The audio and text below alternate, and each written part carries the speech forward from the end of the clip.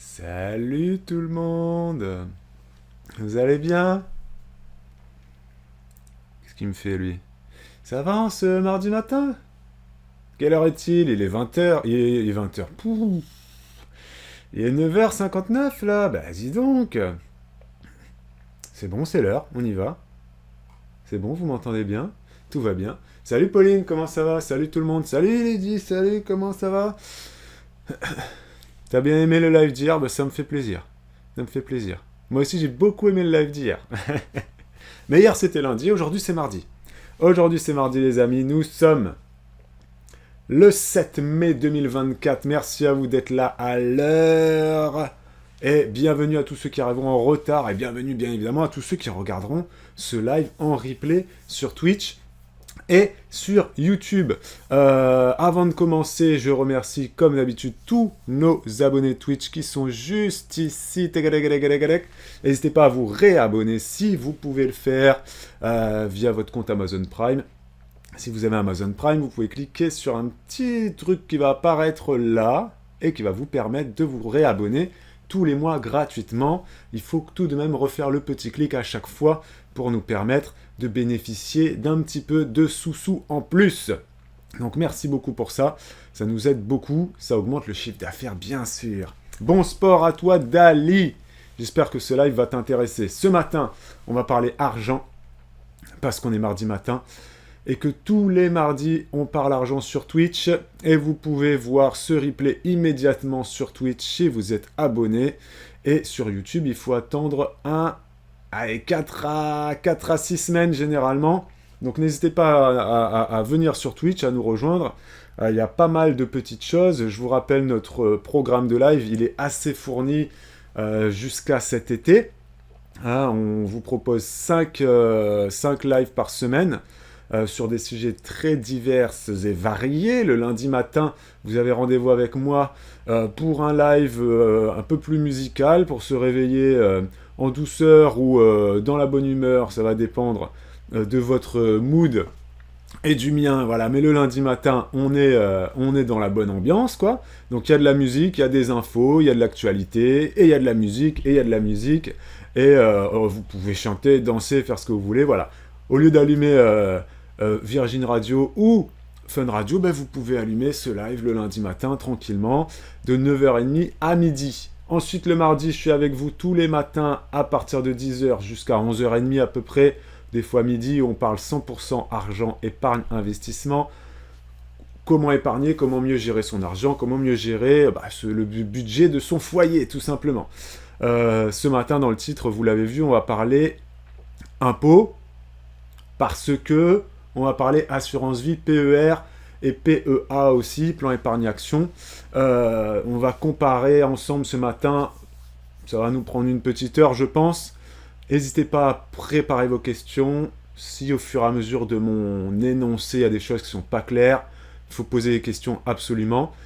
Et sur le replay YouTube, vous pouvez revenir mettre un petit commentaire aussi, parce que des fois j'essaie d'être le plus clair possible, mais c'est pas toujours le cas. Voilà. Nous, ensuite, on continue au niveau des lives. Le mardi soir, à 20h30, on est en live avec Bibou, avec Juliana. Juliana, c'est ma femme, Julien, c'est moi. Voilà, à 20h30, le mardi soir, on parle de divers sujets. Ça peut être des lives sur la sexualité, sur la parentalité, mais aussi des lives qui n'ont rien à voir et qui sont un peu plus drôles. On a envie de faire un live sur le clash de Danse avec les stars entre Natacha Saint-Pierre et Inès Reg, par exemple. Des lives potins, des lives ragots, voilà, ça c'est le mardi soir à 20h30, parentalité, sexualité, vie de couple, tout ça c'est le mardi soir à 20h30. Le jeudi ensuite, vous avez 2 rendez-vous avec Juliana, c'est le jeudi à 14h, live peinture, aquarelle, pendant 2 heures elle peint avec vous, et ensuite à 20h30, elle est avec vous, elle joue aux Sims, voilà c'est ça, cherchez. C'est Sims 4, le jeudi soir à 20h30, et moi aussi des fois je passe une tête, parce que les Sims, c'est très, très, très, très drôle. Faut dire ce qui est. Donc, retenez bien, voilà, ces 5 rendez-vous-là. Nous, ça nous fait plaisir d'être avec vous. Donc, on espère que vous aussi, voilà, que vous passez des bons moments en notre compagnie. Bah oui. Donc, n'hésitez pas à noter ça dans votre agenda, à activer des petites alarmes et à retenir ces horaires. Mardi matin, mardi soir, lundi matin, mardi soir, jeudi après-midi et jeudi soir. Voilà. Et vous avez le programme sur Twitch qui est affiché. Vous cliquez sur le petit onglet programme. Voilà, ça c'est pour le programme du jour. Enfin, pour le programme de la semaine, voilà, jusqu'à cet été. Programme du jour, ce matin, on parle argent et on va faire un gros comparatif entre assurance vie et PER. Je ne sais plus exactement quel abonné m'avait demandé de faire ça. Je vais le retrouver tout de suite. Non, parce que j'ai pas noté le nom de la personne susnommée, mais j'avais noté faire un live complet sur le PER, assurance vie et PEA. Lequel choisir pour sa retraite, avantages et inconvénients. Voilà, je peux donc le supprimer de ma to-do list parce que c'est bon, c'est fait. Enfin, c'est pas encore fait, mais ça va être fait là tout de suite maintenant. Voilà. Donc déjà, salut Maza, salut Yakuaya, comment ça va? Merci, et salut à Sabrina. Ouais, moi, je programme directement, Dali. Bah, tu programmes quoi t'as une alarme pour les lives, c'est ça? Non, mais c'est bien, franchement. Twitch ne vous envoie pas toujours des notifications de live, donc si vous intégrez ça dans votre routine, bah, nous, ça nous fait plaisir, bien évidemment.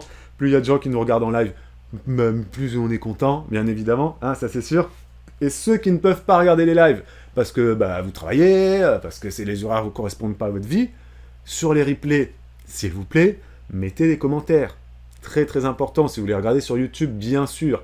Si vous les regardez sur Twitch, vous ne pouvez pas commenter, et vous n'en êtes pas obligé de toute façon. Enfin voilà, si vous avez envie de passer une tête sur un live un soir ou un matin, des fois, on a plusieurs horaires différents. Le matin, l'après-midi, le soir, donc des fois vous pouvez passer une tête et dire au fait, j'ai regardé ce live de la semaine dernière, il était vraiment bien, ou alors bah, je ne l'ai pas compris, j'aurais des questions, voilà. Il ne faut vraiment, vraiment, vraiment pas hésiter.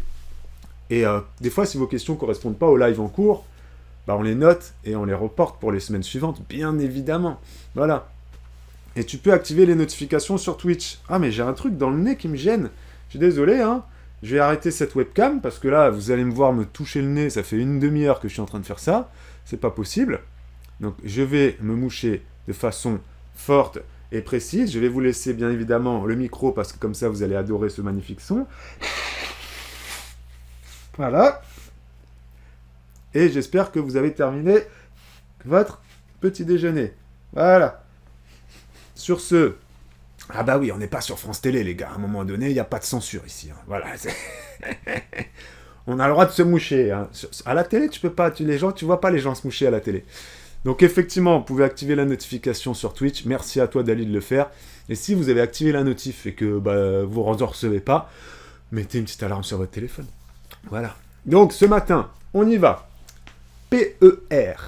Déjà, j'ai envie de vous demander, est-ce que dans le chat, vous savez ce que ça veut dire PER? C'est ma toute première question. Ok? Je vous laisse 30 secondes pour répondre. Qu'est-ce que ça veut dire PER et qu'est-ce que ça veut dire PEA? Ok? Donc ce matin, on va comparer le PER, le PEA et l'assurance vie. On va checker ensemble quels sont le meilleur placement pour sa retraite. Et on va analyser, selon les profils, quel est le meilleur produit d'épargne à choisir. À savoir que si vous êtes célibataire ou que vous vivez en couple sans enfants, vous n'allez pas forcément choisir le même produit d'épargne que si vous avez des enfants. Et, évidemment, selon vos revenus, selon votre salaire, il y en a un qui sera bien plus intéressant que les deux autres. Voilà. Et selon aussi votre aversion au risque, je ne sais pas si ça se dit ça. Si, ça se dit ça, hein, aversion au risque. Bah là aussi, vous n'allez pas choisir le même produit d'épargne, très clairement. Ok? Donc là, moi je vais ouvrir ma première fiche, elle est ici. Voilà. Ensuite, j'avais ouvert une fiche, pourquoi? Ça, c'était pour la fiscalité. Ouais, bon, on va voir si on rentre là-dedans. Ça, on va voir si on en reparle après de celui-là. Et là, c'est pour les tranches d'imposition. Ça, c'est pas mal, c'est intéressant, ça, ce petit article que j'ai trouvé là. Voilà. Donc, gros comparatif aujourd'hui. J'ai essayé d'être le plus clair possible. Donc, effectivement, PEA. Aucune idée, nous dit Pauline, pour le PEA. Donc, PER, effectivement, c'est plan épargne retraite. Ça, tout le monde connaît. Merci à vous d'avoir joué le jeu dans le chat et d'alimenter le chat. Merci beaucoup. Bonne réponse pour tout le monde. pour toutes les 4. Là, vous êtes 4 à parler ce matin. N'hésitez pas, ceux qui écoutent en sourdine, à faire un petit coucou quand même, parce que ça fait toujours plaisir.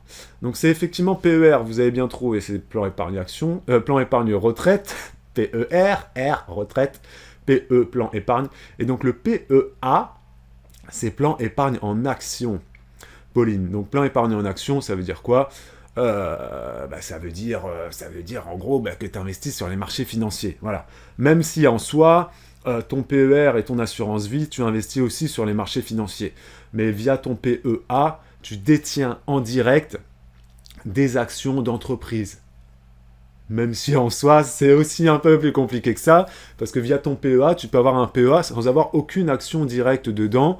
Si tu fais que de l'ETF, par exemple, ou que tu investis dans des fonds, tu n'as pas d'action directe de, je sais pas, Amazon, Total, Renault, Orange, ou Peugeot, ou Helios, ou Accor, ou Hilton, ou j'en sais rien, ou Tesla, voilà. Et tout ça, si tu veux acheter des actions, c'est via ton PEA, plan épargne action. Mais tu peux aussi acheter des actions en assurance vie, hein, c'est possible aussi. J'ai plan PEA, je sais pas, alors que j'en ai un. Plan épargne action, voyageuse compulsive, voilà. Donc la fiscalité, effectivement, donc on va voir ça. D'ailleurs, avant de rentrer dans ce comparatif, n'oubliez pas de faire vos impôts, les amis, hein, parce que là, on est au mois de mai, on est le 7 mai. Je ne vais pas vous faire l'offense de vous dire quelle est votre date limite de déclaration d'impôt, parce que vous savez mieux que moi où vous habitez, mais vous ouvrez votre petit navigateur et vous tapez date limite, déclaration impôt, bim, et vous avez, selon votre département, votre date. Ok ? Savoir qu'il ne faut pas s'affoler non plus, parce que la plupart, on a jusqu'à fin mai, certains même c'est jusqu'à début juin. Mais bon, il faut quand même pas trop tarder non plus. Attendez pas le 15 mai pour vous réveiller sur vos impôts, quoi. Voilà. Commencez à mettre votre tête dedans, là. Si vous l'avez déjà fait, bravo à vous. Moi, j'ai toujours pas fait parce que ça me gonfle. Voilà, ça me gonfle de faire mes impôts. Ça me gonfle. Et surtout que quand tu as diverses sources de revenus, comme c'est notre cas à nous, c'est encore plus gonflant, c'est encore plus fatigant. Faire ses impôts quand on a un salaire fixe, c'est très simple. Franchement, c'est très très simple. Par contre, quand tu commences à avoir différentes sources de revenus, donc déjà différents salaires, c'est une galère. Et en plus de ça, si tu choisis d'investir dans divers produits financiers d'investissement, là c'est compliqué. Ceux qui investissent en SCPI, qui ont des crypto-monnaies, qui ont un PEA avec un plan épargne action et qu'ils ont retiré des sous dessus parce qu'ils avaient besoin de sous, je vous raconte pas. Voilà, il faut se mettre vraiment la tête dedans. Hein. Salut Elise et Seb, comment ça va ? Donc, bon courage pour vos impôts, hein, voilà, bon courage. Et dites-vous une bonne chose, c'est qu'il y aura toujours des gens qui auront des déclarations d'impôts plus difficiles à faire que la vôtre. Encore une fois, je le répète, si vous êtes salarié d'une entreprise, que vous avez un CDI, et que vous n'avez aucun investissement annexe, que vous n'êtes pas propriétaire d'une résidence secondaire que vous mettez en location, si vous ne faites pas de location sur Airbnb ou sur Booking, si vous n'avez pas de SCPI, si vous n'avez pas de crypto-monnaie, si vous n'avez pas de plan épargne action, que vous n'avez pas retiré d'argent dessus, bon bref, en soi, si vous avez juste votre salaire, votre déclaration d'impôt, elle se fait, les gars, en 10 minutes.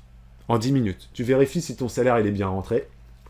Tu vérifies si tu n'as pas un jardinier ou si tes frais de garde d'assistante maternelle, ils ont bien été déduits, mais généralement, ça se fait automatiquement, surtout si tu passes par CESU+, ou Page Emploi+.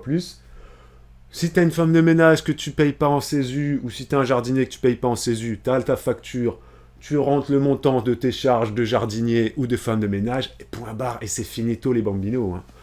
Donc ça se fait en 10 minutes. Pour la plupart des gens en France, les déclarations d'impôts, ça se fait en moins de 10 minutes. Hein. Il n'y a quasiment rien à faire. Ceux pour qui ça prend plus de temps, là j'ai envie de vous dire félicitations, parce que ça veut dire que vous investissez, que vous faites des trucs, et donc bravo à vous. On part en pub pendant 1 minute 30, et je reviens juste après les amis. Merci à vous d'avoir regardé cette petite publicité. J'ai un problème avec mon gestionnaire de pub là, je sais pas pourquoi il ne va pas fonctionner celui-là. Avant je pouvais le voir beaucoup mieux. Pourquoi il ne marche pas là ? Avant, je pouvais gérer beaucoup mieux les pubs, là. T'as raison, Pauline, au niveau des impôts, de rappeler que rentrer les frais réels, ça prend un peu plus de temps. Ça te prenait 1 heure, t'as raison de le rappeler, effectivement. Mais si ça vous prend qu'1 heure, j'ai envie de vous dire, ça passe. Ça passe, parce que vraiment, il y a des gens pour qui déclaration d'impôt, ça leur prend plusieurs heures. Hein. Plusieurs heures. Mais c'est parce que, ils investissent, ils épargnent, ils ont décidé ça. Donc on va parler de ça ce matin. Donc déjà, on va commencer sur PER et PEA. Et non, pardon, on va commencer en comparant le PER, plan épargne retraite, et l'assurance vie. Le plan épargne action, on va le laisser de côté pour l'instant, j'en parlerai un petit peu plus tard. Donc à savoir que, il y a beaucoup de gens qui hésitent, qui se disent, c'est le cas probablement de vous, hein, quel est le meilleur placement pour ma retraite entre l'assurance vie, entre le PER individuel. Je parle du PER individuel parce que vous avez aussi peut-être dans votre entreprise ce qu'on appelle un PER d'entreprise. Voilà, il y a plusieurs noms. Avant on appelait ça le PERCO, le plan d'épargne collectif. Enfin voilà. Là on va parler du PER individuel que vous allez souscrire vous à titre individuel personnellement. On ne parle pas de ce qui est mis en place par votre entreprise. Ce qui est mis en place par votre entreprise, sur lequel vous pouvez verser vos primes, voilà. Ça, tout le monde connaît ce type de placement-là. Si on est salarié d'une entreprise, évidemment. Moi, j'ai pu connaître ça pendant 3 ans de ma vie. C'est vrai que c'est royal, ça. T'as des primes, tu peux les placer si tu veux. Voilà, intéressement, participation, c'est géré par la boîte. Au bout de 5 ans, tu peux retirer l'argent. Si tu le retires avant, c'est fiscalisé, mais bon, voilà. C'est pas une grande fiscalité non plus. Et c'est géré en interne. Il y a des petits intérêts qui se font. Voilà, c'est un moyen d'épargner très passif. Tu n'as rien à faire. Et puis des fois, même, tu as la bonne surprise quand tu quittes cette boîte de dire ah ouais, mais c'est vrai qu'il y avait de l'argent sur ce plan épargne entreprise là. Voilà, donc tu penses à rien. Et puis voilà. Il y a de l'argent qui va dessus tous les mois tout seul, elle nous dit Maza, je confirme, c'est très bien, on n'a rien à penser. Ah, c'est carrément tous les mois, toi, t'as de l'argent qui va sur le plan épargne de ton entreprise, là. Moi, dans mes souvenirs, moi, c'était uniquement quand on avait des primes, intéressement ou participation, je sais plus. Là, il nous disait, est-ce que vous voulez le récupérer tout de suite? Dans ce cas-là, vous allez être fiscalisé, enfin, ça va être gonfler votre revenu imposable. Ou alors, vous pouvez le mettre sur votre plan épargne, voilà. Plan épargne entreprise, là, effectivement. Moi, c'était ça. Effectivement, moi, c'est ça que j'ai en tête. Mais toi, t'as de l'argent qui va dessus tous les mois, tout seul. Tu parles de quoi, du coup, toi, Maza? C'est un truc qui est mis en place par ta boîte? Directement? Ou tu parles du PER individuel? Parce que, donc, je le rappelle, le PER individuel... Qui m'appelle? Non. Non, bah non. Non. Non. Ah bah non. 0,5. Non mais 0,5. Mais c'est fou lui, il est fou quoi. Moi je réponds pas. Moi je réponds pas au téléphone. Je connais pas, je réponds pas. Non mais il est fou quoi, je suis en train de travailler. Donc tu parles du PER individuel là, Maza, ou du PER d'entreprise là Parce que donc là ce matin on va parler du PER individuel que vous voulez vous-même ouvrir. D'accord? Ok? Qu'est-ce que tu nous dis Angel là? Qu'est-ce que tu veux? Je viens de recevoir un appel du camping des Ponts de C qui est en alerte inondation. Annulation de ma réservation pour demain. Ah oui, d'accord. Je lance une bouteille à la mer. Est-ce qu'il y a quelqu'un qui habite près de Terra Botanica et qui peut nous héberger au moins une nuit de jeudi à vendredi? Ah, nous, c'est pas possible. On n'habite pas près de Terra Botanica. On habite même assez loin. Le camping où tu devais aller a été évacué, Angel. Oh là là là là. Alors si quelqu'un habite dans le Maine-et-Loire, qui veut bien accueillir Angel pour une nuit, n'hésitez pas à lui dire. Angel, je te le dis, mais à côté de Terra Botanica, tu as aussi des logements maintenant, qui sont vraiment juste à côté. Donc il se pourrait que tu trouves un logement vraiment très très très très proche de Terra Botanica à Avrier ou à Angers. Hein. Je te le dis. Je crois que même Terra Botanica, ils ont ouvert, c'est peut-être un peu plus cher qu'Autocamping, mais ils ont même ouvert des logements. Après, ils n'en ont pas beaucoup, donc c'est peut-être déjà complet. Tu nous tiens au courant si tu as trouvé quelque chose. Donc Maza, c'était un plan épargne retraite mis en place par la boîte. Et c'est une retraite complémentaire et supplémentaire. Bah voilà, ce genre de truc-là, si vous avez ça dans votre entreprise, c'est super. C'est vraiment super. Voilà, vous avez beaucoup de chance. Mais donc, là, on va parler du PER individuel que vous ouvrez, vous, à titre individuel. Vous allez voir votre banque et vous dites, j'aimerais ouvrir un PER pour ma retraite.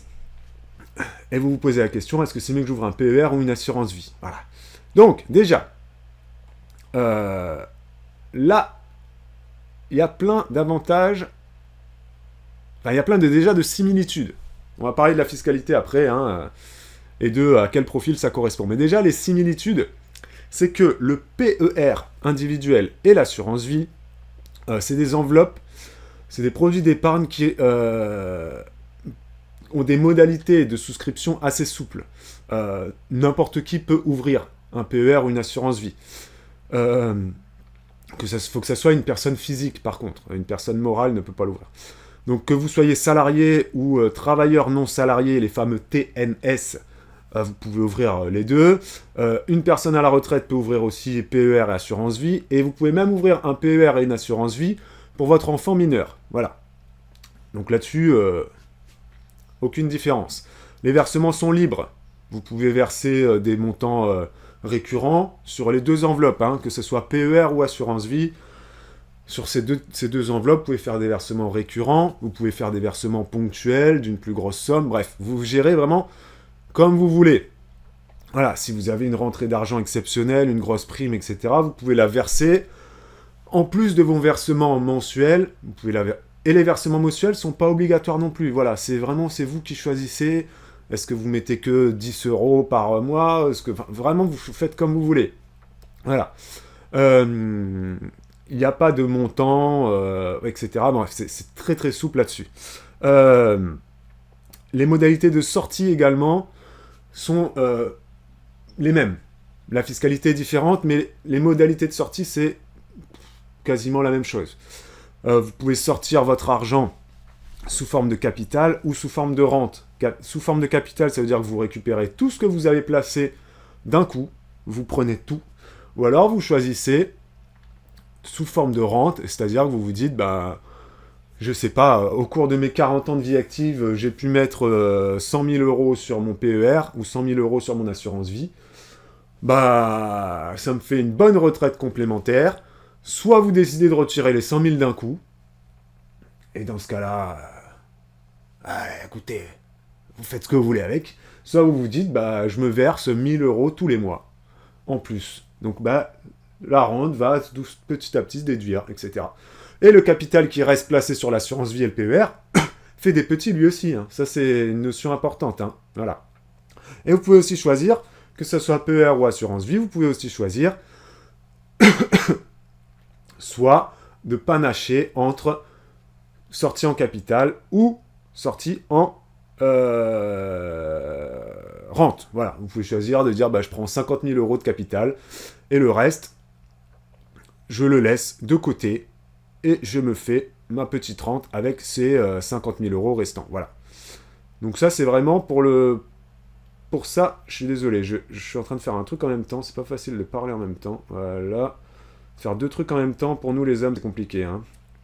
Voilà, c'est bon, j'ai réussi à faire ce que je voulais. Donc ça, c'est un peu les similitudes là-dessus. Voilà.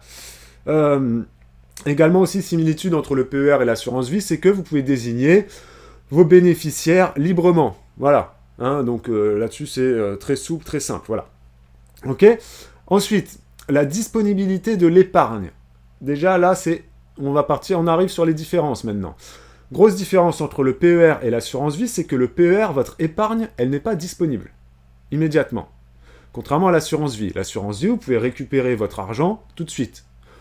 Enfin, c'est pas immédiat, c'est pas aussi immédiat que les produits d'épargne qui sont le plus liquides, où la liquidité est instantanée, c'est les livrets A, LEP, LDDS, etc. Voilà, ça c'est en un clic, vous prenez l'argent sur votre livret A, vous le mettez sur votre compte courant, depuis votre application de téléphone, voilà. Assurance vie, c'est disponible aussi à tout moment, mais il faut quand même quelques jours, parce qu'il faut demander à votre conseiller, enfin à votre gestionnaire d'assurance vie, j'ai besoin de tant d'argent, hop, vous remplissez un papier, Vous choisissez entre un retrait partiel ou un retrait complet. Vous pouvez même choisir, des fois, certaines assurances vie proposent ce qu'on appelle une avance. Donc, ils vous prêtent de l'argent, mais vous payez des intérêts. Mais vous gardez votre capital investi en assurance vie. Voilà. Donc, l'assurance vie, il y a plein de possibilités de récupérer son argent très rapidement. Alors que le PER, pas du tout. Le PER, c'est bloqué. Voilà. Et c'est disponible uniquement au moment de votre retraite, même s'il y a des cas de déblocage anticipé sur le PER. On en parlera tout à l'heure. Mais il faut bien retenir que la philosophie du PER, c'est de se réserver une épargne pour sa retraite. L'assurance vie, c'est structurellement parlant, la grosse différence structurelle entre l'assurance vie et le PER, c'est ça, c'est que le PER, c'est vraiment pensé pour la retraite. Même si vous pouvez débloquer avant la retraite, il y a des cas, mais il faut garder en tête que l'argent que vous mettez sur votre PER, c'est votre réserve, votre épargne pour plus tard. Donc ça va rester bloqué 20, 30, 40 ans, selon l'âge à laquelle vous allez ouvrir votre PER, hein, bien évidemment. Ça peut même rester bloqué 60 ans si vous ouvrez un PER pour vos enfants, voilà.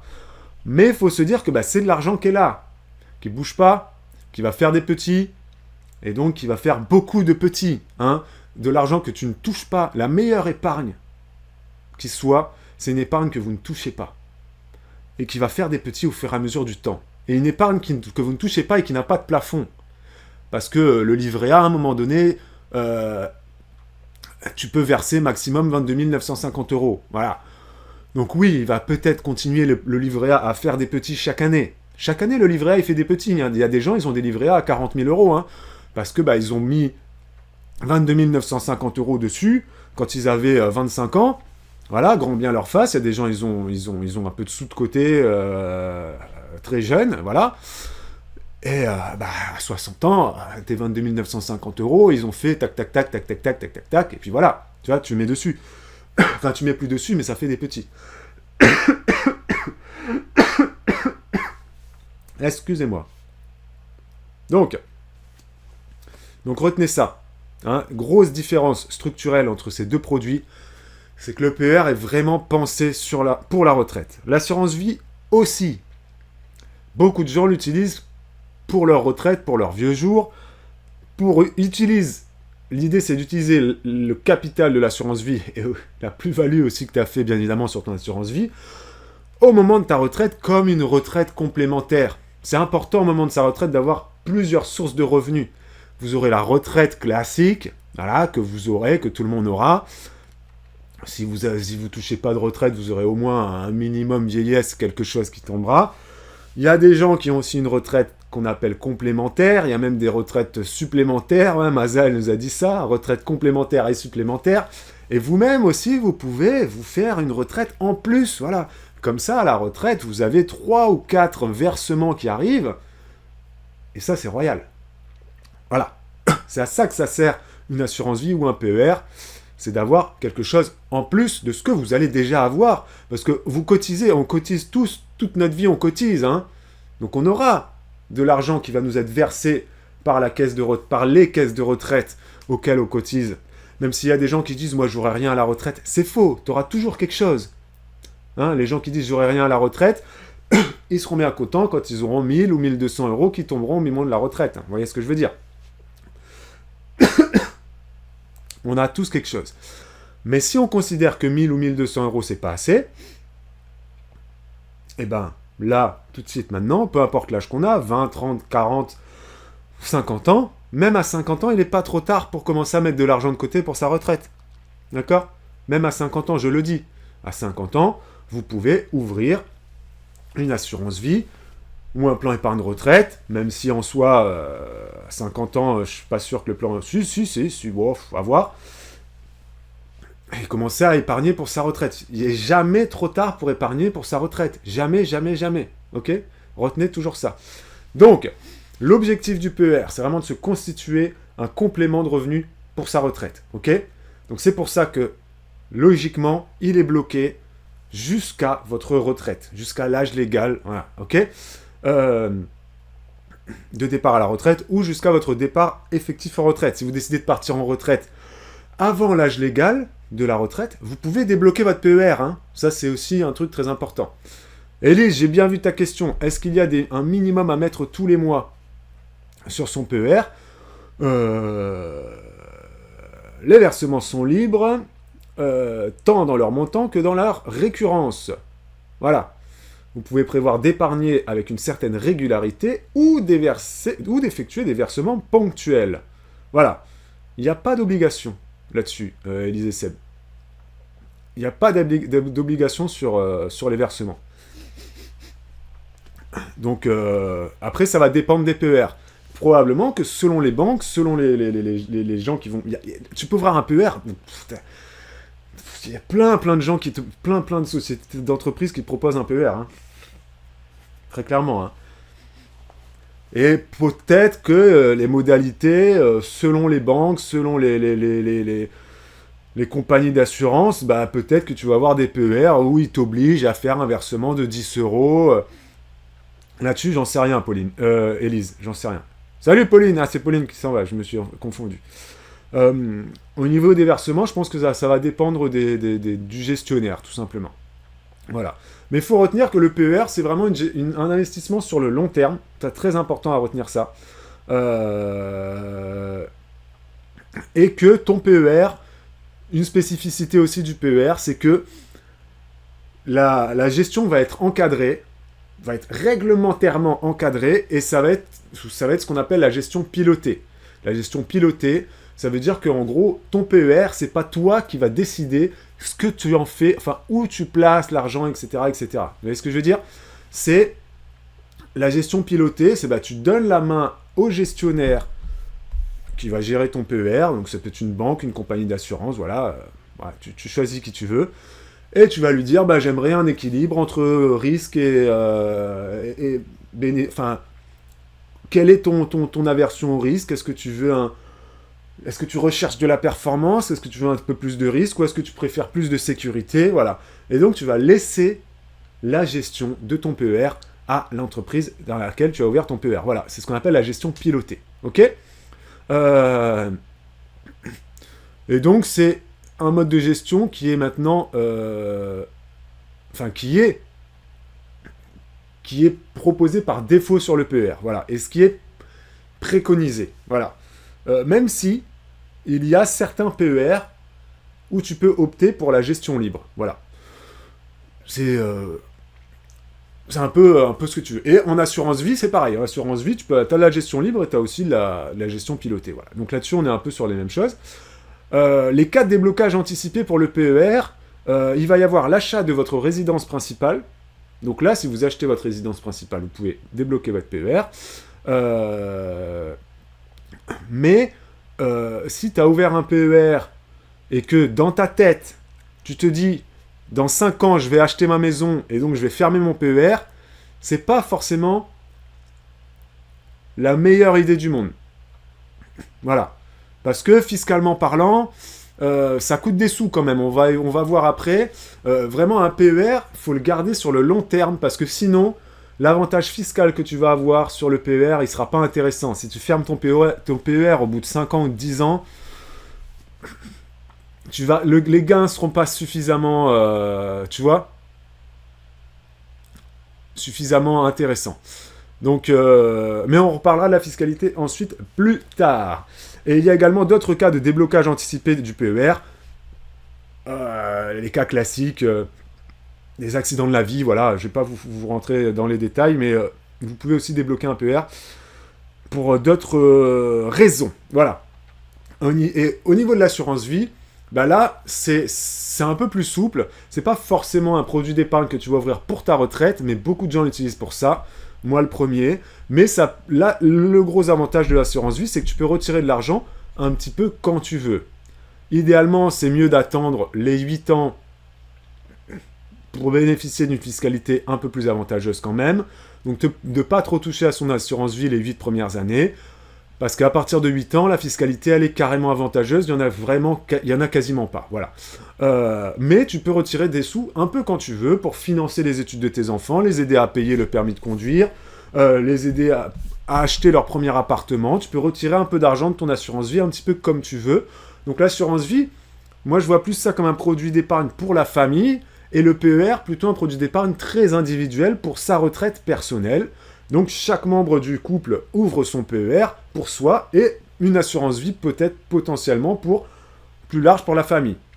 Après, je vais vous donner mon avis, évidemment, sur ce que je préfère des deux. Hein. On va voir ça après. On va partir pendant 1 minute 30. Retour à Paris en studio parce que nous avons des annonceurs qui ont besoin de passer de la publicité sur cette chaîne, bien évidemment. Et ensuite, je vais répondre à vos questions. Voilà, je vais lire les questions d'Élise et de Maza. Et on va passer sur la fiscalité. Et il y a aussi d'autres différences qu'on va voir ensemble, bien évidemment. Et on va voir à quel profil correspond le PER, à quel profil correspond l'assurance vie, etc. Ok. Donc on revient très vite. Voilà, c'est écrit là. On revient très vite, dans 1 minute 30. Voilà. Je vais aller chercher un verre d'eau, tiens. À tout de suite. Ok. Welcome back. Merci à vous d'avoir regardé ces petites minutes de publicité. Ouais, ça passe vite, hein.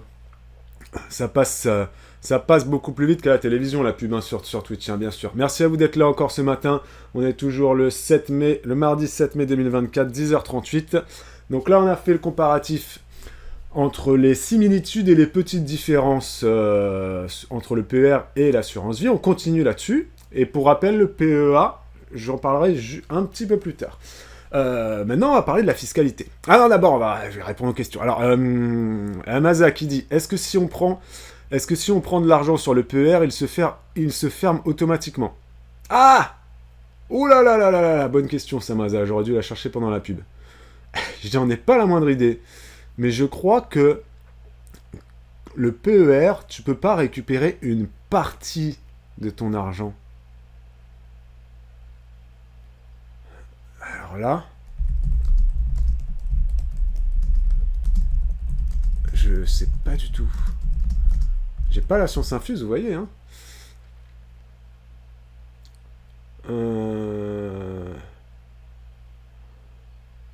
Oh, ça c'est...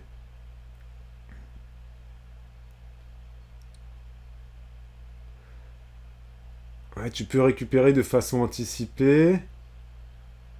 Est-il possible de casser un PER? Ah, c'est pas clair, hein. C'est pas clair, ça. Parce que là, c'est au moment de la retraite, comme je l'ai dit, tu peux retirer une partie, et ensuite tu peux faire... et puis, en laisser une partie, et en récupérer une autre. Mais écoute, là, j'ai pas la réponse, là, Maza. Je vais chercher pour la prochaine pub. Tu vois? Est-ce que ça casse le PER? Est-ce qu'il reste ouvert? Ouais. Je vais regarder ça. Ben non, mais il suffit juste que avant la retraite, parce qu'au moment de la retraite, évidemment, tu peux faire les deux. Vous pouvez récupérer votre épargne en capital de façon anticipée dans les 6 cas suivants. Ouais, mais tu récupères tout, du coup. Hein? Tu récupères tout, hein, j'ai l'impression, Maza. Hein. Si c'est de façon anticipée, j'ai l'impression que tu récupères tout. Là, je suis sur le site du ministère de l'économie, là. Non, tu récupères tout, hein. Quand c'est de façon anticipée, j'ai l'impression que tu récupères tout. Et après, du coup, tu t'en réouvres un autre, en fait. Peut-être, je sais pas. Alors là, question piège, je sais pas. On va voir ça après. La question de Élise, elle est plus simple. Est-ce que toi, Babou, tu as un PER? Moi, j'ai un mauvais avis sur le PER. J'aime pas le mot risque. Assurance vie, LEP et livret A, c'est pas risqué, ça me va. Alors, Maza, je chercherai ta question de tout à l'heure. Et si tu trouves la réponse avant moi, tu me le dis. Hein. Tu nous le dis à nous. Hein. Donc là, je réponds à Elise qui dit j'aime pas le mot risque. Alors moi, j'ai pas de PER. À titre personnel, j'ai pas de PER parce que vous allez voir pourquoi. Parce que le PER ne s'adresse pas à un profil comme le mien. Le PER va s'adresser... Et je pense que le PER ne s'adresse pas à un profil comme le tien non plus, Elise. Parce que j'ai compris un peu ta vie. Le PER, ça va s'adresser plus à un profil comme celui de Maza, par exemple. Mais on va voir ça tout à l'heure. Ok ? Et je rebondis sur ce que tu dis, Élise. Assurance vie, LEP et livret A, c'est pas risqué, ça me va. Attention, Le LEP et le livret A, ça c'est sûr, c'est pas risqué. C'est ce qu'on appelle les livrets réglementés. Il n'y a aucun risque.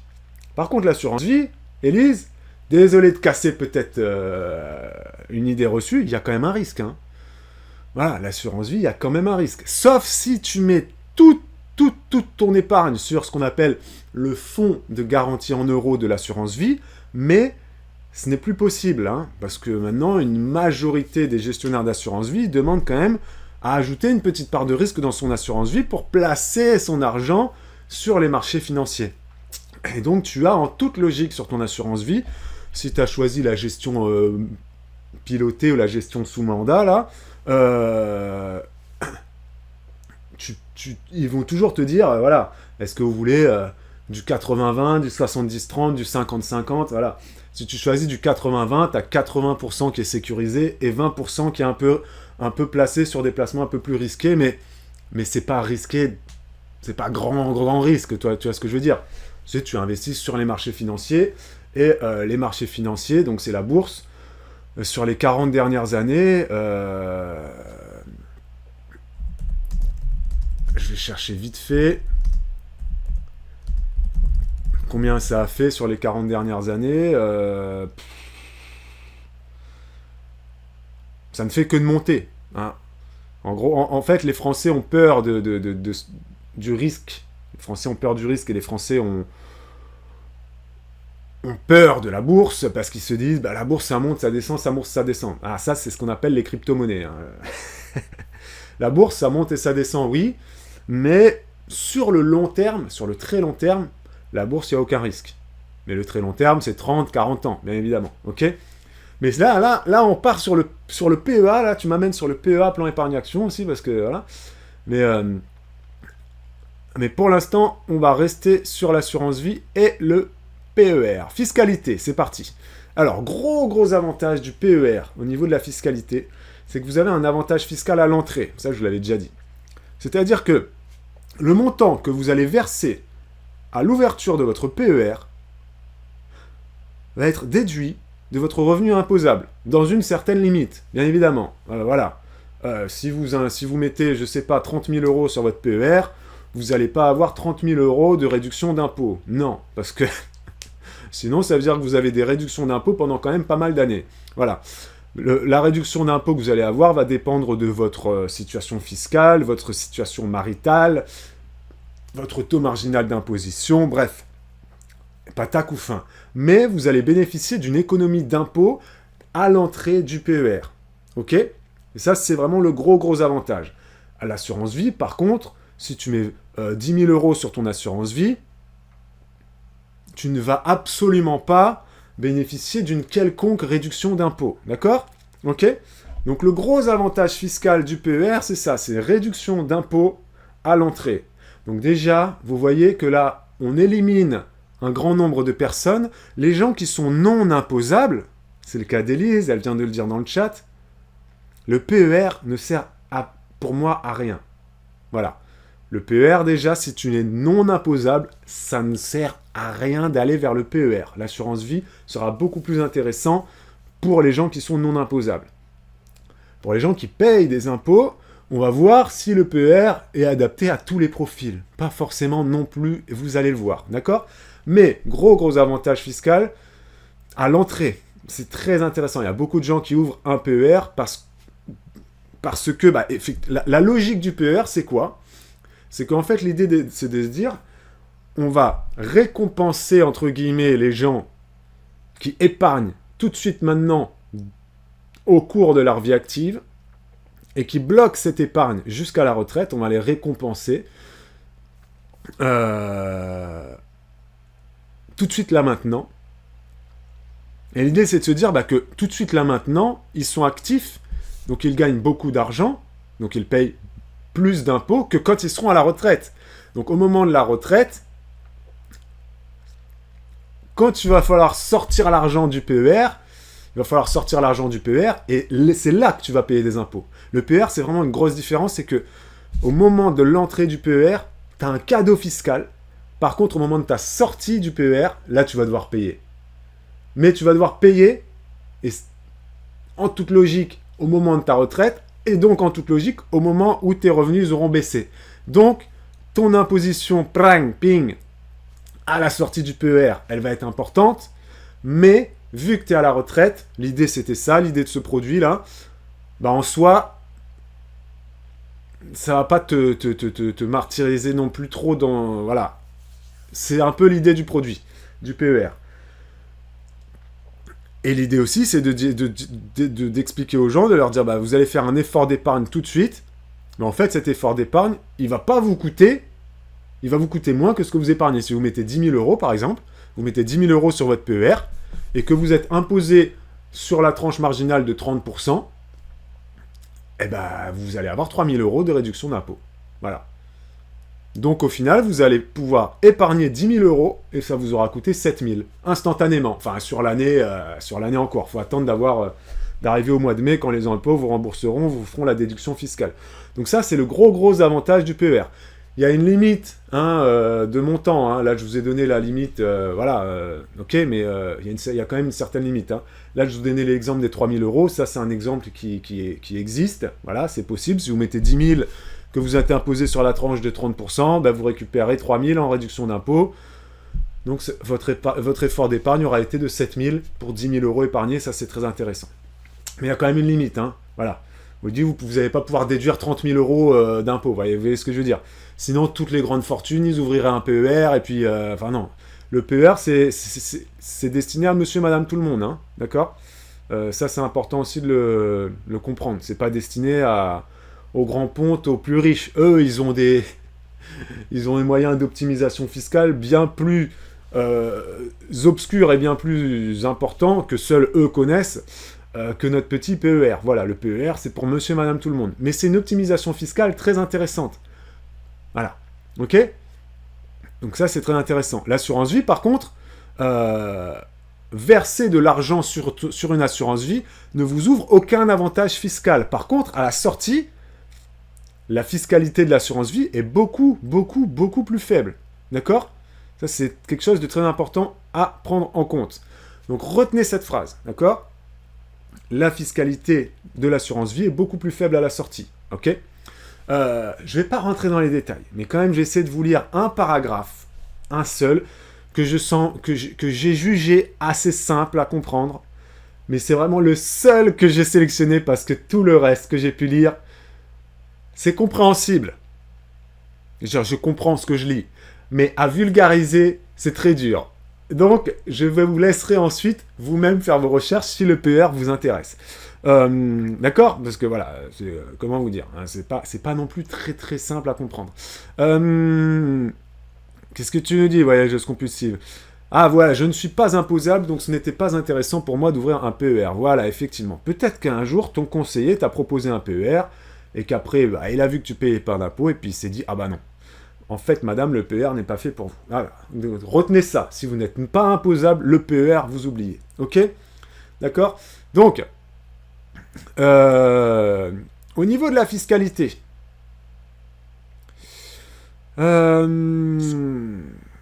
nous, mon paragraphe facile à comprendre là. Voilà. Alors.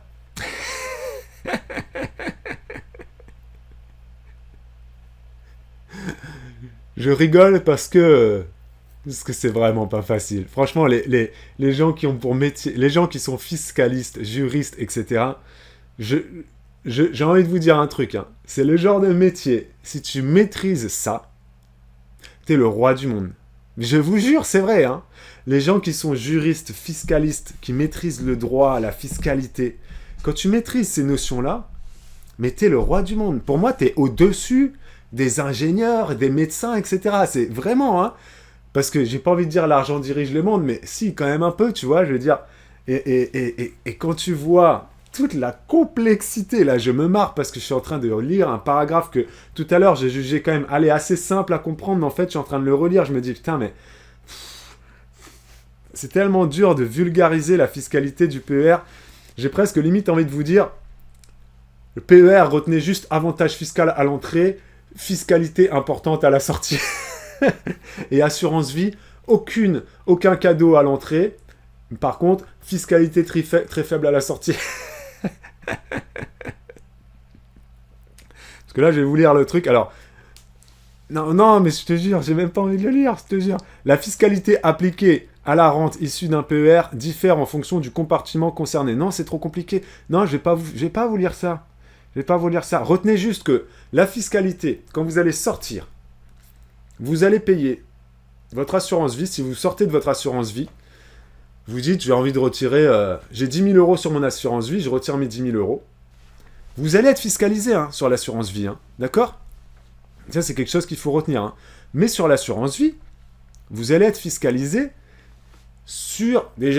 uniquement sur les intérêts que vous allez toucher. Donc, si vous avez placé 10 000 euros, ces 10 000 euros-là, eux, ils ne sont pas fiscalisés, quoi. Vous allez fiscaliser que sur les intérêts, et ça va être en fonction de votre date d'ouverture de l'assurance vie. C'est pour ça que je vous dis, gardez-la pendant 8 ans. Si vous la gardez pendant 8 ans, là, vous avez très peu de fiscalité. En gros, vous avez que 17,2%. C'est ce qu'on appelle les fameux prélèvements sociaux. Voilà. Donc, l'assurance vie, en soi, si vous la conservez 8 ans, minimum, vous allez être taxé à la sortie de 17,2%. Les fameux prélèvements sociaux qui concernent tout le monde. Voilà. Et uniquement sur les intérêts. Retenez ça.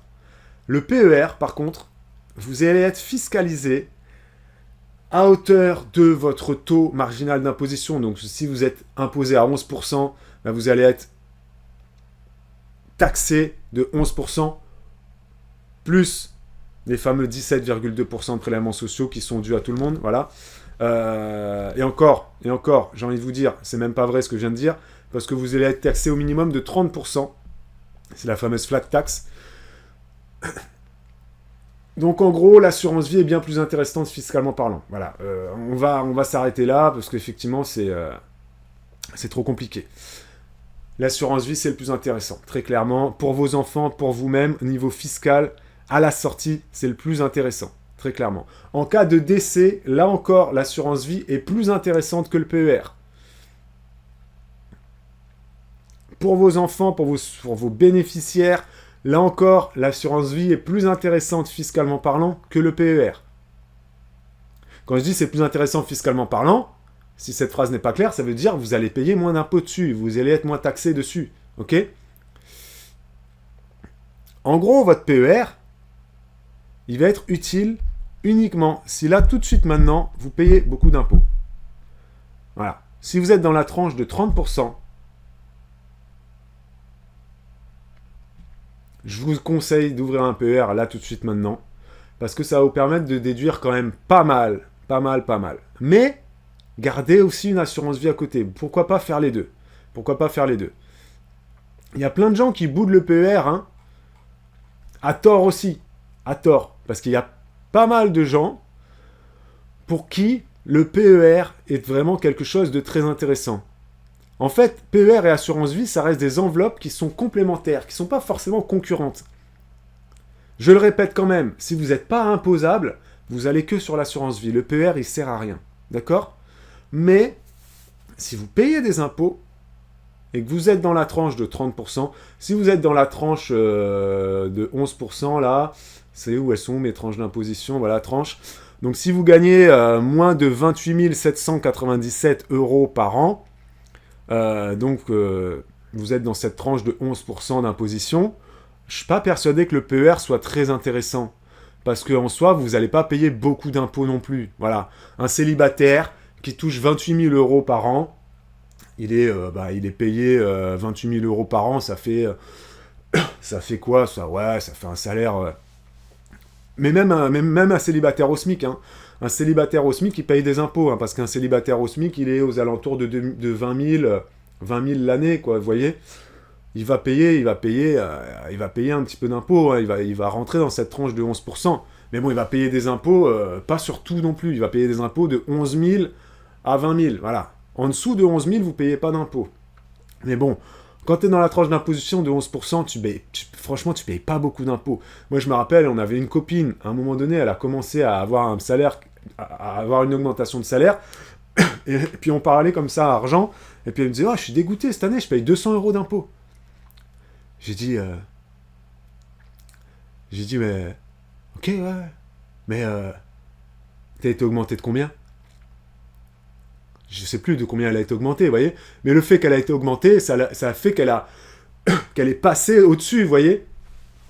Dans la fameuse tranche où il fallait qu'elle paye des impôts, quoi. Et je dis, ouais, mais calcule, les 200 € d'impôts que tu payes, c'est que dalle par rapport à ce que tu as gagné en augmentation de salaire, tu vois. Donc,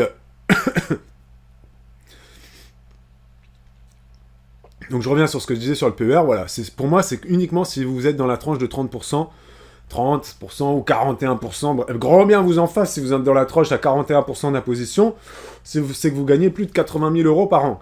Mais il y a beaucoup de gens qui sont dans la tranche à 30%. Hein. La tranche à 30%, ça va de 28 700 € à 82 000. Donc il y a quand même beaucoup de gens qui sont dans cette tranche aussi d'imposition à 30%. Et là, ça peut se calculer. Voilà, si tu as un salaire de 2500, 3000 € par mois, que tu n'as pas d'enfants, que tu es célibataire ou que tu es en couple mais sans enfants, ça peut se calculer. Hein. Voilà, ça peut se dire, bon ben voilà, il y a des couples qui commencent à avoir des impôts de 2000 € l'année, etc. Tu peux te dire, bon, est-ce que j'investirais pas sur mon PER? Est-ce que je mettrais pas une petite somme sur mon PER de 20 000 €, tu vois, qui me permettrait d'en déduire une partie? Voilà. Vous voyez ce que je veux dire? Donc c'est un calcul à faire quand même, qui n'est pas inintéressant. Voilà. Alors, ce que j'ai réussi à comprendre, nous dit Maza, elle nous fait la synthèse, on va voir si j'ai été clair. Si on retire le capital du PER... Ah non, là, t'as fait tes recherches. Si on retire le capital du PER avant la retraite, cela n'entraîne pas sa fermeture. On peut continuer à faire des versements dessus ultérieurement. Par contre, niveau fiscalité, on va douiller. Voilà, ok. Bah, merci Maza. Donc le PER reste ouvert. On peut continuer à verser, mais effectivement, bah, tu vas douiller fiscalement parlant parce que tu vas retirer une partie du capital investi sur ton PER.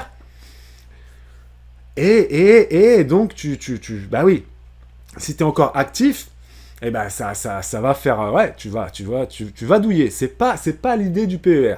L'idée du PER, c'est vraiment de le laisser jusqu'à la retraite. Ok? Voilà.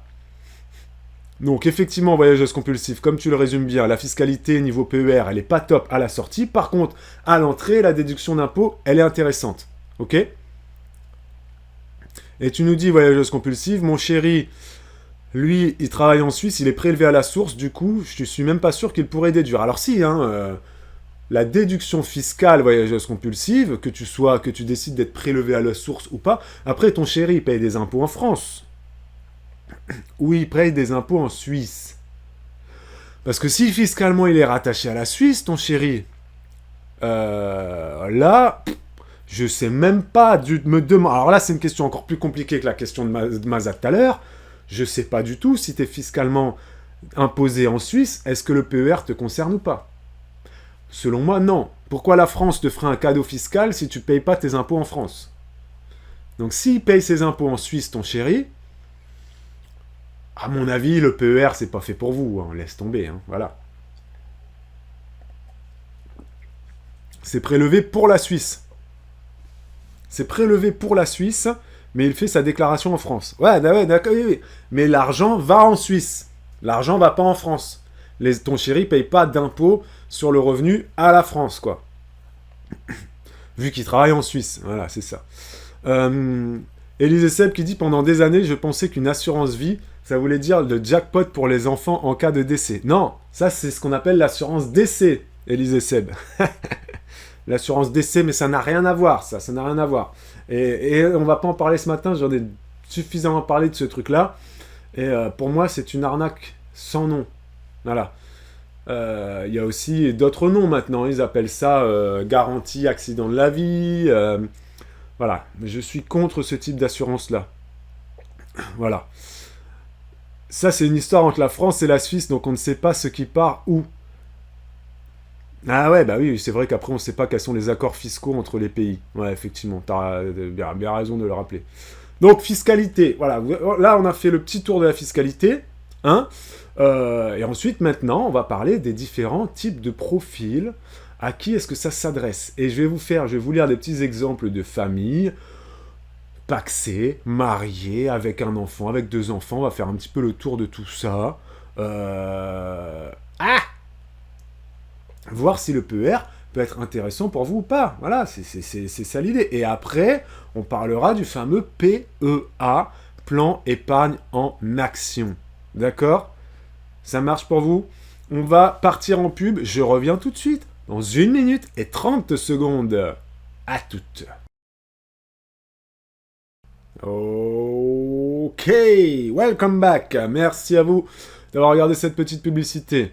Effectivement, Élisée Seb, hein, je confirme, moi je suis contre l'exemple que tu donnes de ton beau-père. Voilà, moi je suis pas favorable à ce genre de garantie, accident de la vie, assurance décès, tout ça. Voilà. Donc là maintenant, quel type de profil, ok, PER ou assurance vie. Donc, je vais conclure en 5 minutes là-dessus et après on parlera du PEA. Donc, en conclusion, je vous rappelle que le PER et l'assurance vie sont des enveloppes qui sont complémentaires. Ce n'est pas des enveloppes concurrentes, ok? Elles peuvent très bien, on peut très bien ouvrir un PER et une assurance vie, d'accord? Elles ont beaucoup de similitudes, des enveloppes très souples, on peut les ouvrir facilement, faire des versements facilement, voilà. Grosse différence, c'est que l'assurance vie, c'est beaucoup plus simple de récupérer son argent rapidement. Le PER, lui, est bloqué, même s'il y a des cas de déblocage anticipé. Il faut vraiment identifier ses objectifs. Si votre objectif principal, c'est de préparer votre retraite, le PER peut être intéressant dans le sens où il est bloqué, et donc ça va vous obliger, vous inciter, vous obliger, voilà, à avoir une certaine discipline. Le fait de bloquer cette épargne, eh ben, vous ne pouvez pas y toucher, vous pouvez, même si vous avez un problème dans votre vie, votre voiture lâche, vous devez racheter une voiture, ou je sais pas moi, vous avez une fuite d'eau chez vous, votre assurance habitation ne prend pas en charge les frais liés à cette fuite d'eau, et vous devez sortir 4 000 €, ou votre pompe à chaleur explose et vous devez sortir 15 000 €, bref, vous ne pouvez pas prendre l'argent sur votre PER, c'est bloqué. Donc il y en a qui vont dire avantage, il y en a qui vont dire inconvénient, mais,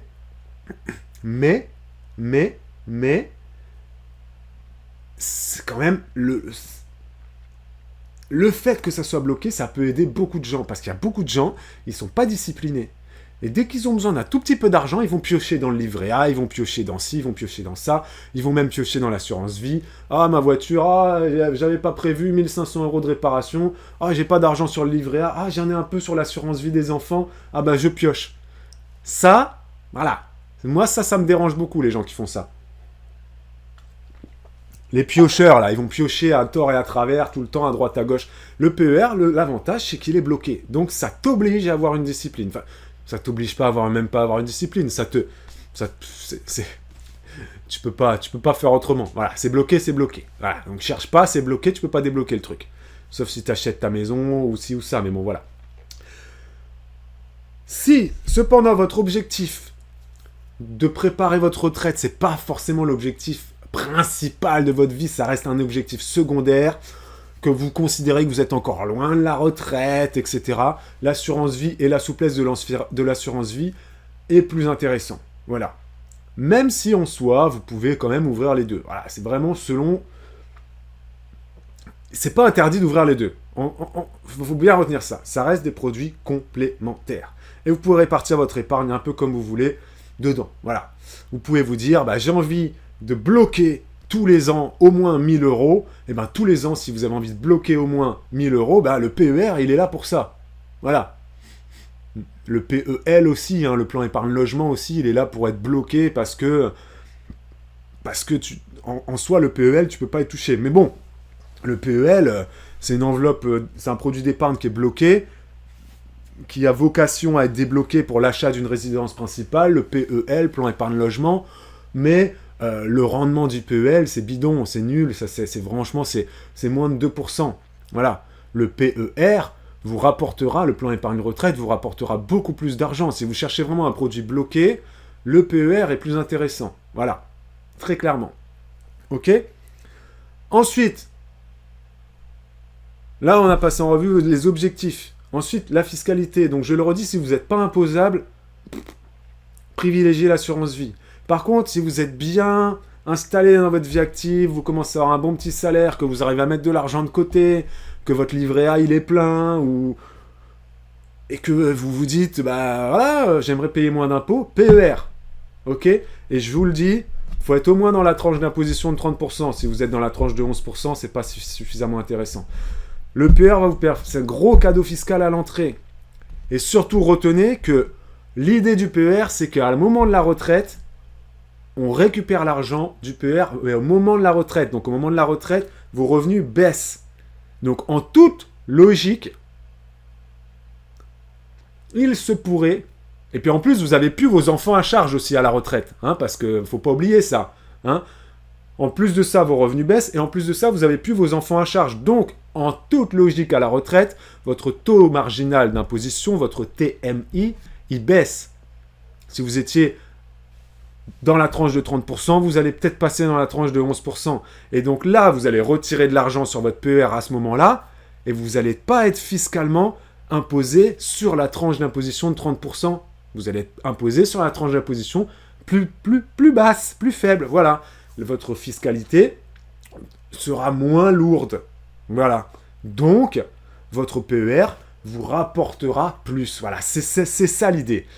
Donc moi, je trouve que le PER, ça s'adresse aux célibataires, aux couples sans enfants. Salut Dali, welcome back. Tu pourras regarder la rediff. Bah ouais, Dali, bah bien sûr. Aux célibataires, aux couples sans enfants, très clairement,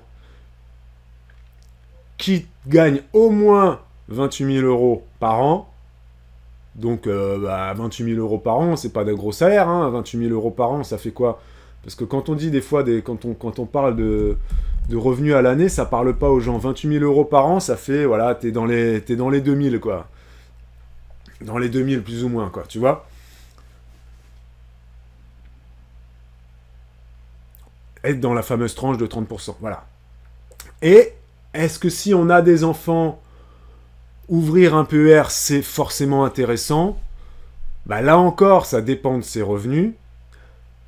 Ça dépend, est-ce qu'on est marié ou est-ce qu'on est famille monoparentale? Très clairement, ça dépend tout simplement de combien vous allez payer d'impôts, point barre, point. Est-ce que vous avez envie de déduire ou pas un petit peu d'impôts, là, tout de suite, maintenant, pendant votre vie active? Allez-y, quoi. Voilà. Et si vous n'avez pas besoin de ça, vous allez plutôt vers l'assurance vie. Ensuite, quelle assurance vie choisir? Bah alors ça, hein, je vous invite à aller voir, j'avais fait un petit live complet sur l'assurance vie. J'essaierai de vous le retrouver, de vous le mettre en fiche, là, sur YouTube, ici, là. Vous avez un petit point d'exclamation, vous savez. Vous cliquez, là, en haut, là. Et je vais vous mettre en suggestion des vidéos. Et j'avais fait un live complet sur les assurances vie. Quel type d'assurance vie choisir, etc., etc. Bon, bref. Donc voilà, on a fini sur le PER et sur l'assurance vie. Maintenant, on va parler du PEA, le plan épargne action. Alors, il y en a, pour leur retraite, ils se disent... J'ai pas envie d'aller vers le PER pour des raisons qui leur... Voilà, chacun va trouver ses raisons. Voilà. Et j'ai pas envie non plus d'aller vers l'assurance vie. Alors les gens qui veulent pas aller vers l'assurance vie, honnêtement, j'ai un peu du mal à le comprendre. Je vois très peu d'inconvénients à l'assurance vie, en fait. Honnêtement, je vois très peu d'inconvénients à l'assurance vie. Donc, j'arrive pas à comprendre les gens qui ont peur de l'assurance vie. Parce que je vous le redis, hein, très vulgairement, j'essaie de vulgariser le plus simplement possible. L'assurance vie, en soi, vous rapportera sur le long terme plus que votre livret A ou que votre LEP. Actuellement, en 2024, votre assurance vie, elle vous rapportera potentiellement moins que le livret A et que le LEP, parce que le livret A, il est à 3%, le LEP, il est à 4%. Généralement, les assurances vie, elles arrivent à goupiller la gestion pour calquer le rendement plus ou moins moyen de leur assurance vie autour du livret A. Voilà. Mais il faut quand même qu'il y ait mis une part de risque dans ton assurance vie, hein. Voilà. Mais actuellement, là maintenant, on a des très bons taux d'intérêt sur le livret A et sur le LEP, du fait de l'inflation qu'on a connue les 2 ou 3 dernières années. Mais sur le long terme, je vous l'ai déjà dit ça, et je vous le redirai toujours, le livret A et le LEP, sur le long terme, on ne sait pas comment ça va évoluer. Et on a déjà eu des livrets A à 0,5% de taux d'intérêt. On a déjà eu des LEP à 1%. Donc c'est pour ça que l'assurance vie, c'est vraiment un truc pour moi sur le long terme. Ça sera toujours plus intéressant. Toujours plus intéressant. Ce qui m'a rebuté, moi, c'est le taux qui est bas et qui m'a quasiment rien rapporté sur le fonds en euros. Sur le fonds en euros des assurances vie d'Ali, ça te rapportera quasiment rien. Parce que l'idée, c'est pas de mettre ton argent sur le fonds en euros, en fait. L'idée, c'est d'investir via ton assurance vie, d'investir sur ce qu'on appelle les unités de compte, d'investir sur la bourse, tout simplement. C'est pas toi directement qui va le faire. C'est ton gestionnaire d'assurance vie qui va investir une partie de ton argent sur les marchés financiers. Et tu vas voir avec lui quel est le pourcentage de placement à risque, entre guillemets, que tu souhaites prendre. Si évidemment tu as mis 80% de ton argent sur le fonds en euros et seulement 20% sur les unités de compte, bah oui, là, ça va pas te rapporter grand-chose. Par contre, si tu commences à faire du 70-30 ou du 60-40, voire du 50-50, voire même il y a des gens qui font du 20-80, qui font 20% sur le fonds de garantie en euros et 80% sur les unités de compte. Voilà, c'est un peu chacun qui va voir midi à sa porte, mais effectivement, là oui, 2023-2024, il y a plein de gens qui disent le livret A, c'est super, ça rapporte 3%. Moi, mon assurance vie, elle m'a rapporté que 1,5%, voire 1,2%. Bah ouais, bien évidemment. Mais là, maintenant, tout de suite, le livret A est intéressant, mais c'est pas grâce au livret A. C'est à cause de l'inflation. Parce que je vous rappelle que le livret A et donc le LEP, et aussi le livret de développement durable, les taux de rendement, là, les taux d'intérêt, ils se calquent sur l'inflation. Donc plus il y a d'inflation, plus on va inciter les gens à épargner. Pourquoi ? Parce que plus les gens vont épargner, moins les gens vont consommer. Moins les gens vont consommer, plus les prix vont baisser. C'est la loi basique de l'économie. Quand il y a inflation, c'est qu'il y a surconsommation, surdemande. Il y a une demande plus forte que l'offre. C'est ce qu'on appelle l'inflation. Voilà, l'inflation, c'est mécanique, c'est mathématique. C'est les gens veulent acheter et il n'y a pas suffisamment de produits disponibles. C'est le cas pour le carburant, par exemple. Ça a été le cas aussi pour l'électricité, le fameux gaz, la guerre en Ukraine. C'était le cas pour la farine, pour l'huile d'olive, pour l'huile de tournesol. Bref, on ne va pas tout faire. Les gens veulent acheter, il n'y en a pas suffisamment. Les prix augmentent, l'inflation. Et donc, ces produits réglementés livrets A et LEP, ils ont été réfléchis, et livrets de développement durable aussi, ils ont été pensés pour se calquer. Et donc, plus l'inflation va augmenter, plus le gouvernement va inciter les Français à épargner. Plus les Français épargnent, moins les Français consomment. Moins les Français consomment, plus les prix baissent. Et donc, l'inflation baisse. Et donc, l'inflation va baisser. Et donc, ensuite, les taux d'intérêt du livret A, du LDDS et du LEP vont baisser. Donc là, 2023-2024, les assurances vie, oui, c'était pas folichon, mais c'est juste parce que c'était exceptionnellement haut. On a eu des taux du livret A à 4%, voire à 5 même. On a eu un LEP, un livret d'épargne populaire, à 6%. C'est du jamais vu, ça n'est jamais, on n'a jamais vu ça. Mais ça va baisser. Et on va potentiellement, à un moment donné, se retrouver avec un livret A à 1% et un LEP à 2%. Et donc là, les assurances vie, dans 2 ou 3 ans, elles rapporteront plus. Inévitablement. C'est mathématique. C'est une loi, c'est basique, économique basique, là. Du coup, il a été ouvert, mais alors, qu'est-ce que tu nous dis ? Alors, tac. Ah non, j'ai loupé le début. Donc, là, vous êtes en train de partir sur le PEA, c'est très bien, on va partir là-dessus. Donc là, ça m'amène à vous dire que donc l'assurance vie, pour moi, c'est vraiment un placement sur le long terme. Il faut quand même choisir, à un moment donné, de placer un petit peu d'argent sur les unités de compte. D'accord ? Très clairement, vous ne mettez pas tout votre argent, vous mettez pas tout votre capital assurance vie sur le fonds de garantie en euros, vous allez quasiment rien gagner, ça sert à rien. À un moment donné, votre argent, il faut aussi se dire, bah, je vais le placer pour qu'il me rapporte un peu plus. Voilà, mais sur le long terme. Je suis pas en train de vous dire, faites des paris sportifs, pariez ce soir sur PSG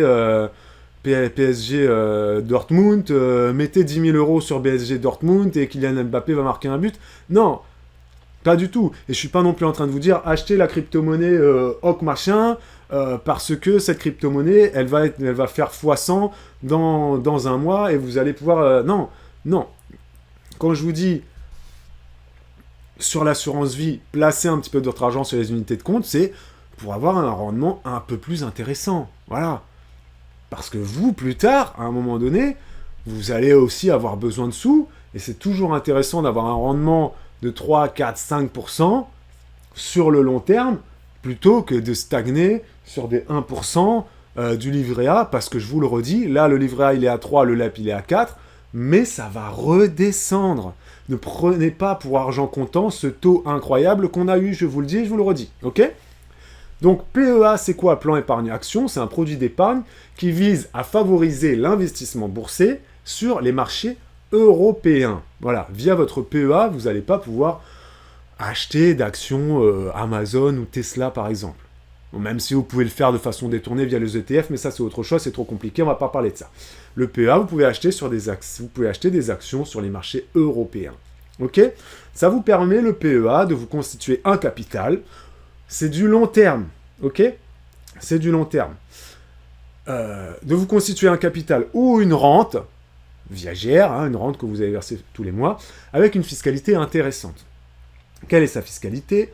La fiscalité du PEA. Les revenus et les plus-values générées sur un PEA sont exonérés d'impôts après 5 ans. L'épargnant s'acquitte uniquement des prélèvements sociaux. Les prélèvements sociaux, on l'a vu tout à l'heure, c'est 17,2%. Ok? Donc en gros, le PEA, c'est un peu comme l'assurance vie.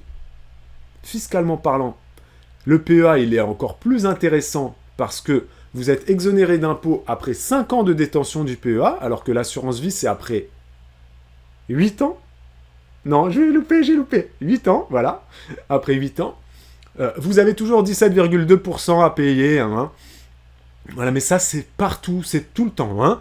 D'accord? C'est les fameux prélèvements sociaux. Voilà, on a ça sur votre salaire. Bon, bref, voilà.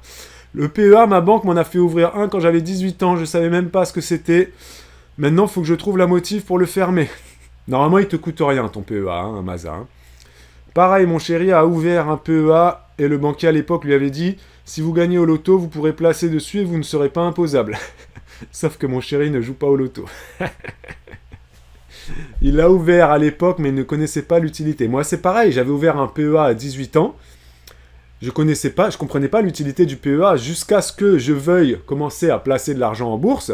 Et là, j'ai compris qu'en fait, c'était via le PEA, plan épargne action, que tu pouvais acheter de l'argent en bourse, tu vois. Mais, en soi, ce que j'ai fait, c'est que j'ai fermé mon PEA à ma banque. Enfin, je l'ai pas fermé, je l'ai transféré. Parce que ma banque me prenait trop de frais. Si je voulais investir via mon PEA en banque, j'avais trop de frais. Donc j'ai transféré mon PEA à Bourse Direct. Moi j'ai choisi Bourse Direct. Mais il y en a d'autres. Je ne suis pas en train de vous dire d'aller à Bourse Direct. Mais j'ai pu transférer ce PEA. Et donc garder cette historique. Voilà, mon PEA a donc été ouvert. Je sais pas, il y a 15 ans. Voilà. Et ça me permet effectivement maintenant, si je veux retirer de l'argent de mon PEA, les plus-values que j'ai générées sur ce PEA sont exonérées d'impôts. Je vais payer uniquement 17,2% d'imposition dessus. Donc si j'ai fait 1000 euros de plus-value sur mon PEA, je veux retirer ces 1000 euros, et ben je vais les retirer. Je vais avoir 1000 euros sur mon compte bancaire. Et au moment de faire ma déclaration d'impôt, je vais inscrire dans une case qui est prévue à cet effet revenu financier, je ne sais plus exactement comment on l'appelle, j'écrirai j'ai retiré 1000 euros ils vont me demander mon numéro de PEA, etc. Et donc, je vais être fiscalement imposé sur ces 1000 euros. Je vais devoir payer donc 17,2%, donc le calcul est simple. Je vais devoir payer 172 euros d'impôt sur ces 1000 euros. Oh là là là là là là là là là là. Il y a ce qu'on appelle un petit comment on fait pour enlever ça? Voilà, je l'enlève. Je peux pas enlever le son aussi? Ah, je peux pas enlever le son de l'alerte, là? Parce que ça, j'aime pas quand ça fait ça. Il y a des espèces d'arrivage de followers comme ça. Généralement, c'est des robots. J'ai l'impression que ça s'est calmé, c'est bon. Donc voilà, donc le gros avantage du PEA, c'est que fiscalement parlant, très clairement, voilà. Il est un petit peu plus intéressant. Hop! Un petit peu plus intéressant que l'assurance vie. Voilà.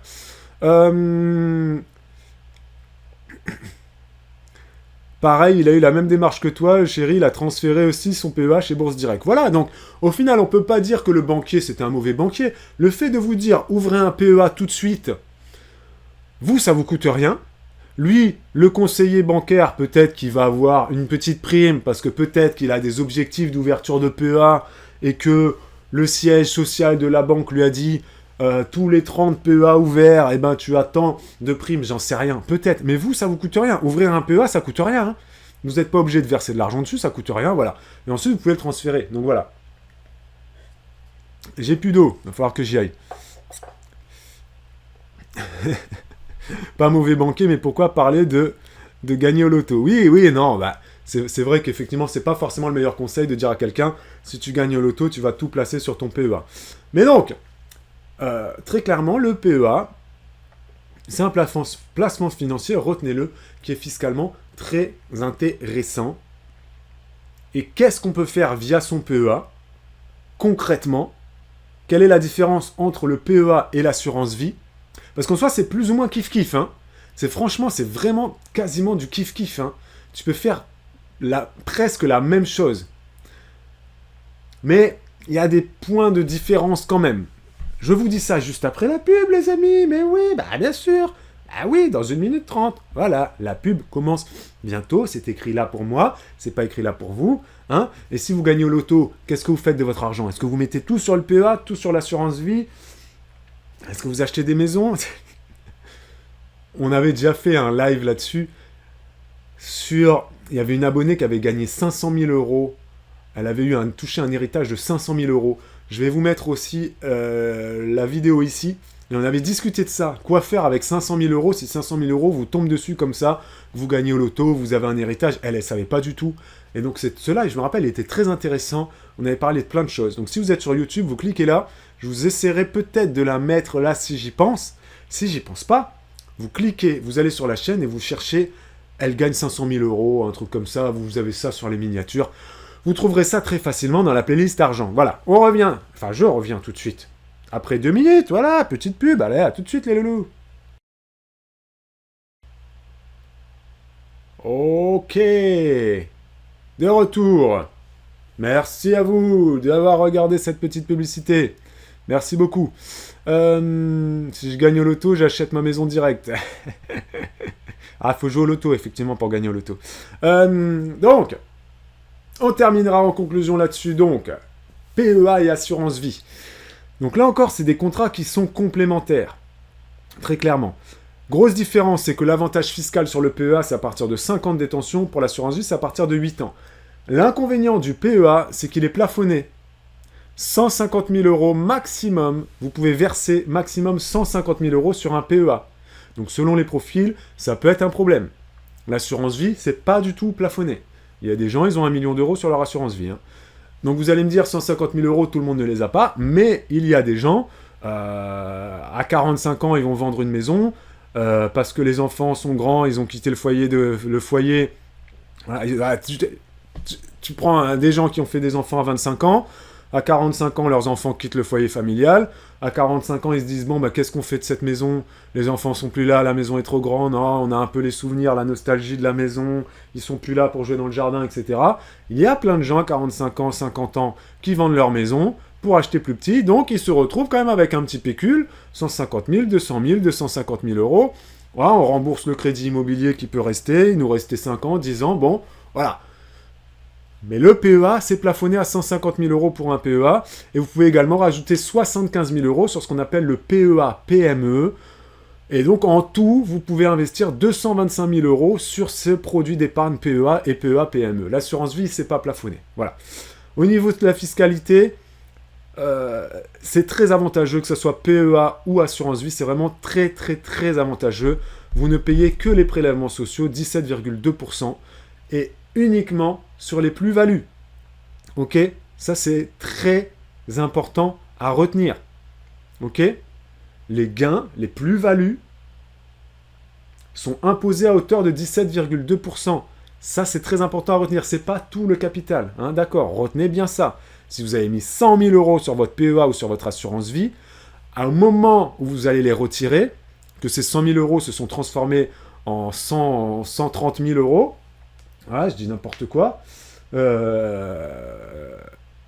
allez être imposé sur les 30 000 euros, pas sur les 130, ok? Le capital, il n'est pas imposé, lui, hein. Ça, c'est très important, hein, d'accord?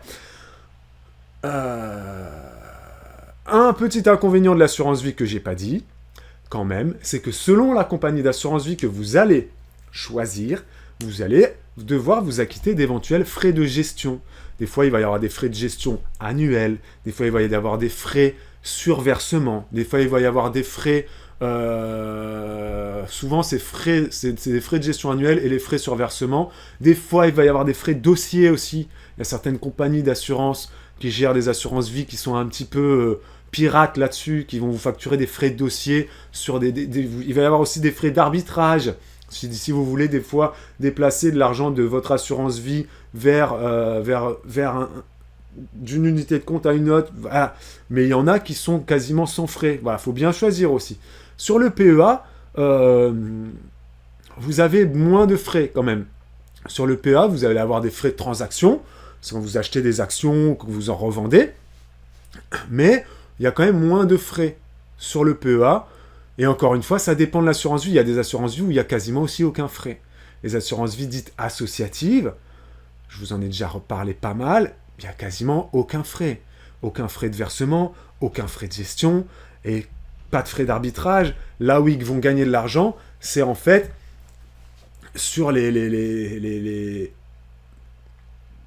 ils vont prendre des frais, eux, en interne, mais vous n'allez même pas vous les voir en soi, quoi, vous voyez? Vous n'allez même pas les voir, c'est le rendement qu'ils vont vous proposer, ça va être 3%, mais en fait, votre argent, il aura peut-être généré 4% de rendement, et l'assurance vie, eux, ils auront fait leur beurre, ils auront pris 1% pour eux. Mais vous, tant que vous avez, vous, 3%, ouais, ce que je veux dire, c'est clair, c'est net, c'est machin, c'est pas des frais cachés, essaie de faire... Donc voilà. Donc en soi, les deux produits sont très complémentaires et les deux produits ont été conçus pour le long terme. Le gros piège du PEA et le gros piège des actions en général, c'est que depuis le Covid, il y a beaucoup de gens qui se sont dit « je m'ennuie, je vais investir sur les marchés financiers ». Et moi le premier, hein, j'ai commencé à investir en PEA en 2020. Voilà.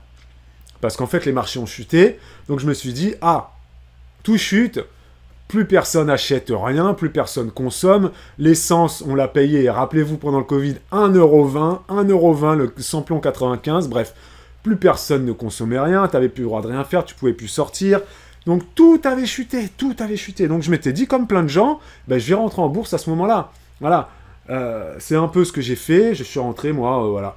Mais il y a plein de gens, malheureusement, qui sont rentrés en bourse, qui ont commencé à investir en PEA, sur leur PEA, en 2020-2021, et qui considèrent la bourse comme un jeu et non pas comme un placement à long terme. Rappelons que la bourse, c'est un placement à long terme. D'accord? C'est très important de comprendre ça. Les gens qui achètent des actions et qui achètent, qui revendent, qui achètent, qui revendent, qui achètent, qui revendent, ce qu'on appelle le stock picking, c'est j'achète, je revends pour faire des tout petits gains très rapidement. Tout le monde n'est pas trader qui veut, quoi. Vous voyez ce que je veux dire? Le PEA, c'est vraiment pas... Faut se sortir cette image de... Il y a plein de gens qui disent le PEA, c'est le loup de Wall Street, les traders, ils vont acheter, ils vont spéculer, ils vont... Oui, il y a des gens qui font de la spéculation sur les marchés financiers, mais la bourse, investir sur le marché financier via son PEA, c'est pas jouer au loto et se dire allez, j'achète, je vends, j'achète, je vends, j'achète, je vends. C'est investir sur le long terme, sur des entreprises qui ont du potentiel ou qui ont pignon sur rue. Voilà. Il y a des entreprises, on est tous d'accord pour le dire, dans 20 ans, elles seront toujours là. Elles seront toujours là et elles feront toujours des bénéfices, elles vont toujours innover, elles vont toujours investir, elles seront toujours là. Et donc, investir via son PEA, c'est investir directement dans des entreprises. Selon votre sensibilité, vous investissez où vous voulez. Il y en a, ils vont investir dans Total, parce que ils se disent Total, c'est un grand groupe pétrolier, dans 40 ans, il sera toujours là, et même s'il ne sera plus dans le pétrole, il sera dans les énergies vertes. Bon bref, voilà, je prends l'exemple de Total, parce que Total, c'est toujours la grande entreprise qui fait beaucoup parler sur les marchés financiers. Je prends les Airbus, par exemple. Une entreprise comme Airbus, dans 20 ans, elle sera toujours là. Donc, investir via son PEA, c'est de se dire, j'ai investi dans une entreprise qui a pignon sur rue ou qui a potentiellement une forte croissance dans les 10-20 ans à venir. Voilà. Et après, c'est vous et votre sensibilité qui vont faire que... Et toujours se diversifier. Allez pas mettre 2000 € dans un laboratoire pharmaceutique Sanofi ou Pfizer, par exemple. Non, voilà. Même si, là encore, il y a des gens qui disent Sanofi ou Pfizer, les laboratoires pharmaceutiques, ils se font de la thune et ils s'en feront toujours. Donc, mettre un petit peu d'argent dans les laboratoires pharmaceutiques, ça rapporte des sous-sous. Voilà. Mais là encore, ça dépend de ta sensibilité, est-ce que tu as envie d'investir, de donner ton argent à ce type d'entreprise-là. Il y en a qui vont être plus sensés, qui vont se dire, moi je préfère investir dans l'éolien, dans l'hydrogène, dans les PME, dans l'automobile, et donc je vais favoriser telle ou telle marque. Ouais, c'est vraiment chacun sa sensibilité. Mais le PEA, c'est du long terme. Gardez vraiment ça en tête, et gardez en tête que l'objectif principal, c'est pas de devenir riche du jour au lendemain, c'est là, ce live, c'est la retraite. Qu'est-ce qui est mieux ? On a passé en revue ces 3 produits. Maintenant, à vous de faire votre choix. Je vais m'arrêter là. Ouais, non, c'est bon. J'allais dire, je vais faire une conclusion, mais non, c'est bon, là, on a assez parlé, là, c'est bon. Vous avez le droit de me dire en replay si ce live vous a intéressé, si ce live vous a permis de comprendre un peu mieux la différence entre le PER, l'assurance vie et le PEA. Et dites-moi aussi en commentaire, dans le chat tout de suite, ce que vous allez faire avec vos sous. Est-ce que vous allez rester sur votre livret A toute votre vie, ou est-ce que vous allez investir en assurance vie via votre PEA, via votre PER? Et si vous regardez ce live en replay sur Twitch, vous ne pouvez pas mettre de commentaires, mais n'hésitez pas à aller sur YouTube, s'il vous plaît. Vous choisissez une vidéo au hasard sur YouTube dans la playlist argent, et vous me dites, je viens de visionner ton live comparatif sur le PER, l'assurance vie et le livret A, et le PEA, et moi je suis plus... mon profil correspond plus à ça. Voilà. Ça nous aide beaucoup, vos commentaires sur YouTube. Donc là, je vous le dis et je vous le redis, si vous regardez ce replay sur Twitch, n'hésitez pas à aller mettre un petit commentaire sur YouTube. Ça aide beaucoup. Voilà. N'hésitez pas également sur YouTube à mettre un petit pouce, à commenter bien sûr, voilà. Et sur Twitch, je vais vous laisser, je vous fais des gros bisous. Réactivez les abonnements, n'hésitez pas. Salut, c'est Laure, comment ça va? N'hésitez pas à réactiver vos petits abonnements. Tous ceux qui ont Amazon Prime, je vois c'est Laure, même Maza, voilà, n'hésitez pas à réactiver votre petit abonnement Amazon Prime. Faites-le une fois par mois, ça nous aide beaucoup. Ça nous soutient beaucoup, et vous pouvez également choisir de payer votre abonnement directement à partir de 3,99 €, comme le fait Dali et comme le font également plein d'autres. Sachez que donc nous, on gagne 60% du montant de ce que vous payez tout simplement. Voilà, le reste va pour Twitch parce qu'à un moment donné, faut quand même rendre à César ce qu'il y a à César. S'il n'y avait pas une plateforme comme Twitch, moi je ne pourrais pas vous proposer ce type de live, tout simplement parce que je n'ai pas les moyens techniques et je n'ai pas l'équipe derrière pour faire ça. Donc Twitch prend de l'argent, bah oui, mais nous on en gagne aussi. Donc n'hésitez vraiment pas à vous réabonner, ça nous aide beaucoup. Merci les amis pour ce live, je vais vous laisser, c'était Julien. Je vous donne rendez-vous ce soir à 20h30 avec Juliana, avec ma petite femme chérie d'amour. On sera en live avec vous à partir de 20h30 ce soir. On va voir si on fait un live plutôt sexualité ou plutôt potin, ragot, ou peut-être même les deux. Voilà, on pourra faire 40 minutes chacun à voir. On va attendre de voir ce soir où notre humeur nous emmène. Voilà, ce soir c'est 20h30, ok? Merci à tous pour votre participation. Je vous dis à ce soir. Je vous lance une petite pub, là tout de suite maintenant. Ciao ciao les loulous. Et prenez soin de vous. Bon appétit et à très vite. Allez, à ce soir.